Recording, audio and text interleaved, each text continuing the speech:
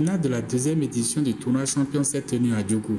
Cette initiative est mise en place par le projet Champions de plan international Bénin, mis en œuvre dans les départements de la Takora, de la Libori, de la Donga, sous financement de l'AFD et de la FIFA. Cette édition a été honorée par la présence de son Excellence, l'ambassadeur de la France près du Bénin, le représentant résident du plan international Bénin, des préfets des départements de la Tonga, de la Takora et de la Libori. Honorables invités, avec vos rangs et qualités respectives, chers jeunes, mesdames et messieurs, l'initiative de championne à travers la présente cérémonie est une réponse aux nombreux défis que doivent relever les générations de notre époque pour réaliser des avancées significatives et qualitatives souhaitées dans la promotion de l'égalité et de l'équité du genre. Nous souhaitons mettre fin aux inégalités basées sur le genre et pour y parvenir, l'implication de tous et de toutes est indispensable. Plan international et ses partenaires tels que l'AFD et la FIFA mènent inlassablement le même combat à travers le projet Championne. En effet, à travers ce projet, les filles sont renforcées en leadership par la pratique du football afin de transcender les normes sociales néfastes à leur épanouissement et à la jouissance de leurs droits. Enfin, je tiens à remercier personnellement l'ambassade de France ici au Bénin qui, à travers ce projet, avec l'AFD, nous pouvons rendre la vie meilleure pour nos filles et pour les femmes en général. Je suis tout à fait heureux de me retrouver cet après-midi avec vous parce que c'était il y a près de 2 ans, le 20 mai 2021, que nous avons lancé ensemble ce projet Championne à Cotonou avec de fortes ambitions pour la jeunesse et les communautés des 3 départements concernés.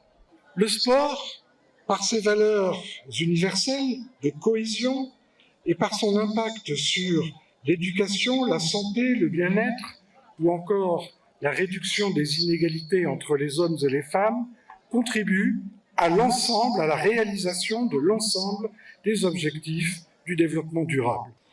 Ma présence ici également, ce jour de finale, illustre l'accompagnement de la France dans la mise en œuvre de la politique sportive du Bénin pour la réduction des inégalités entre les hommes et les femmes, et déjà, il porte un certain nombre de résultats intéressants. Mesdames et messieurs, dans un monde de plus en plus individualiste, le football tel que pratiqué dans le cadre du projet Champions développe des valeurs collectives dont la société ne saurait se passer.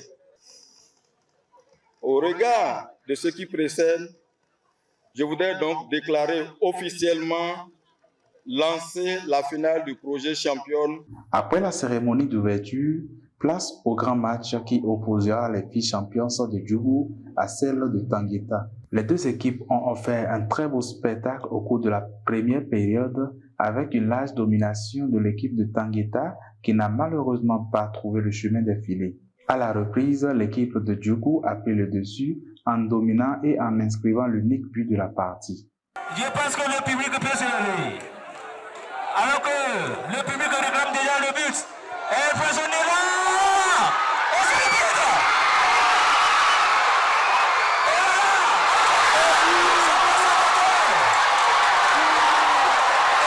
Après le coup de sifflet final, l'équipe de Djougou a remporté le tournoi de cette année. L'équipe de Tangueta n'a pas non plus démérité car elle a produit un jeu très intéressant.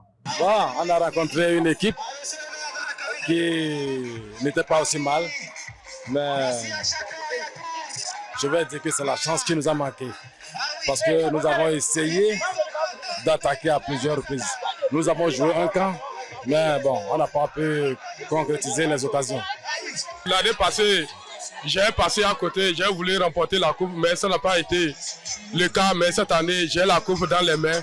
Je suis content et je suis fier de mes filles. Les 2 équipes ont reçu les félicitations des officiels, suivis de leurs trophées respectifs de finalistes et de championnes. Les participants présents à cette finale ont donné leur impression, ainsi que le coordonnateur du projet qui nous a donné un aperçu sur le déroulement du projet et les grandes lignes de sa mise en œuvre. On vient de suivre une très belle finale. Vous savez le slogan qui accompagne le projet Championne. On joue, on apprend et on applique.